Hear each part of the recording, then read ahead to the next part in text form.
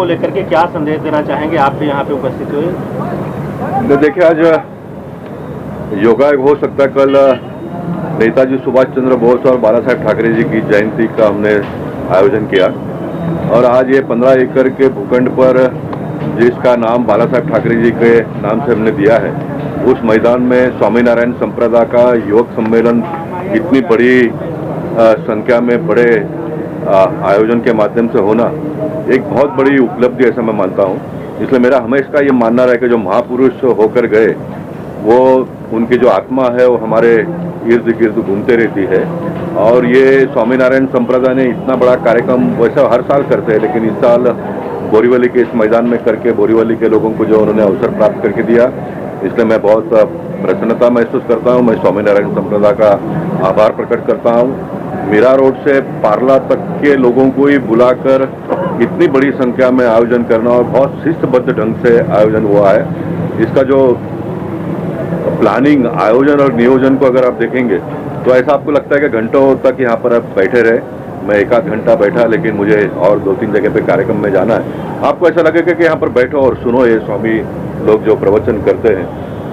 बहुत अद्भुत आयोजन ऐसा मैं मानता हूँ। कल 26 जनवरी सर, जनगण मन को लेकर आपकी हमेशा से एक मांग रही है, क्या कहेंगे कल के मौके पर? अरे गोविंद ठाकुर आ गया। निश्चित कल 26 जनवरी है, प्रजातंत्र दिवस है और मैंने जो पार्लियामेंट में आवाज़ उठाई थी कि जनगण मन आज भी स्कूल में हो, कार्यक्रमों में हो या तो फिल्म के थिएटरों में हो, बजाया जाता है, लेकिन खड़े भी सब होते हैं लेकिन गाते सब नहीं हैं।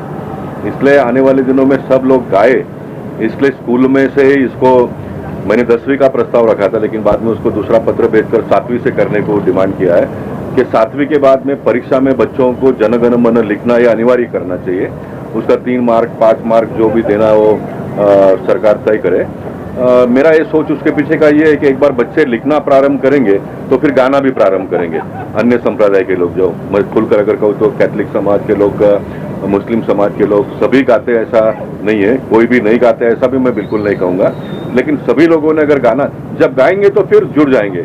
10 साल लगेगा, 15 साल लगेगा, 5 साल लगेगा, जो भी लगेगा, लेकिन प्रयास इस प्रकार का एक होना चाहिए, ऐसा मैं मानता हूँ। देखिए, भारत माता की जय, वंदे मातरम, छत्रपति शिवाजी महाराज की जय, ये भी पहले कुछ कम लोग बोलते थे, आज मैक्सिमम लोग बोलते हैं।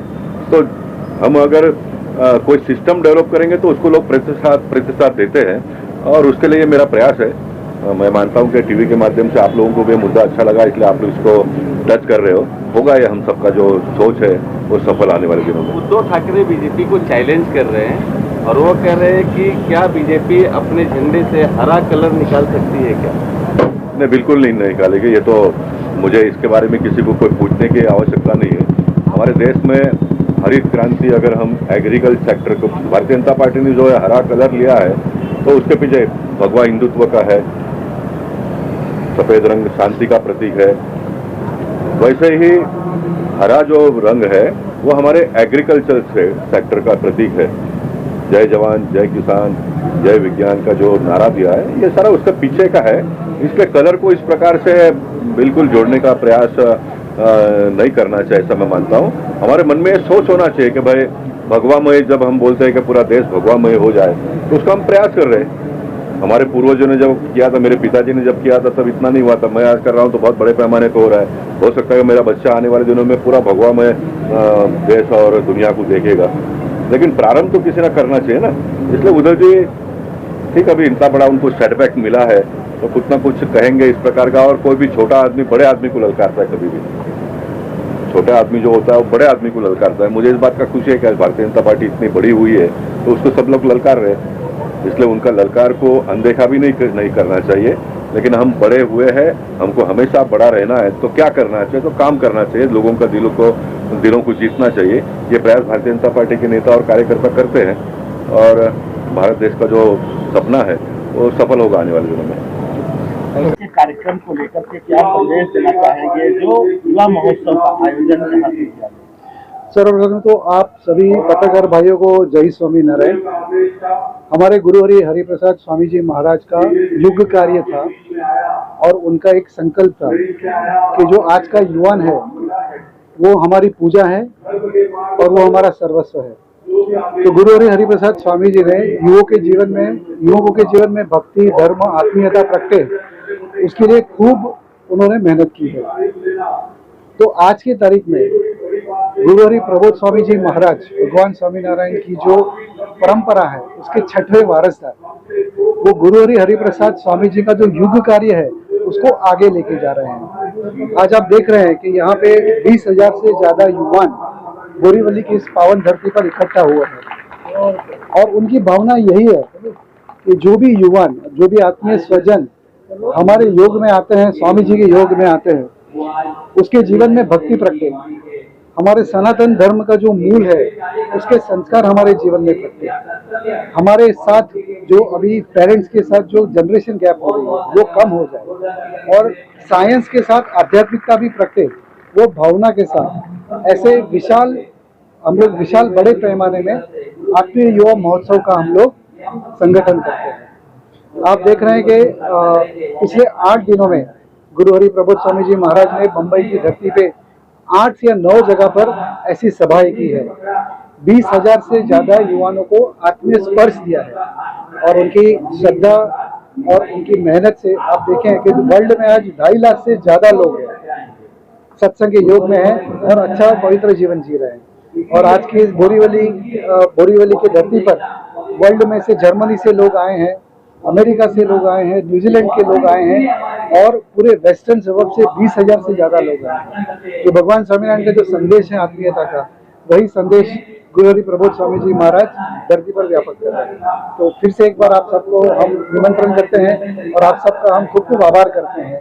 जय स्वामीनारायण, दासनाथ। कार्यक्रम आहे त्याच्याबद्दल सांगायचं। प्रबोध स्वामी महाराज स्वामीनारायण सत्संग की ओर से बाला साहब ठाकरे मैदान में आयोजित सत्संग कार्यक्रम में आने का योग मिला, स्वामी जी का आशीर्वाद लेने का योग मिला और अच्छा भावपूर्ण वातावरण से समाज के लोग इकट्ठा आए हैं और युवा पीढ़ी में अपने धर्म और सत्संग के बारे में ज्ञान देके आने वाली पीढ़ी समाज सुधार में इसका उपयोग करेगी, ऐसी मुझे आशा है। जी, स्वामीनारायण संप्रदाय का आज कार्यक्रम है, डिसिप्लिन के लिए काफी चर्चा होती है। अभिषेक साहब ने, प्रकाश दरेकर जी ने चर्चा की, क्या संदेश देना चाहेंगे? बहुत ही डिसिप्लिन से कार्यक्रम जी, जहाँ तक डिसिप्लिन का सवाल है तो स्वामीनारायण संप्रदाय हमेशा सुर्खियों में रहा है। हमारे जब भी प्रोग्राम होते हैं तो करीबन 2 से 5 लाख हरिभक्त होते हैं। 2 से 5 लाख हरिभक्त में जब भी सेवा का आनंद होता है, जब भी सेवाएं आती है युवा के मामले में, तो हमारा संप्रदाय आगे रहा है। दूसरी चीज़, जब भी बीजेपी पार्टी हो या अन्य पार्टी हो या आरएसएस हो, सभी पार्टियों ने स्वामीनारायण संप्रदाय की प्रशंसा की है और उनकी डिसिप्लिन की काफ़ी तारीफ की हुई है। इसका एक ही कारण है कि जो स्वामीनारायण संप्रदाय के संतों के जो आशीर्वाद है समाज के ऊपर, प्लस उनकी डिसिप्लिन का जो लेसन दिया हुआ है वो काफ़ी तौर से आगे आया हुआ है समाज में। तो ये कारण है। लोगों का उत्साह देखने को काफी मिल रहा है, काफी भारी संख्या में भक्तगण आज उपस्थित लोग आए हैं। जी, कहीं ना कहीं स्वामी जी का आशीर्वाद है और तभी इतने भारी संख्या में हरिभक्त आते हैं और संत आते हैं तो उनका मोटिवेशन ऑटोमेटिकली बढ़ जाता है। Thank you.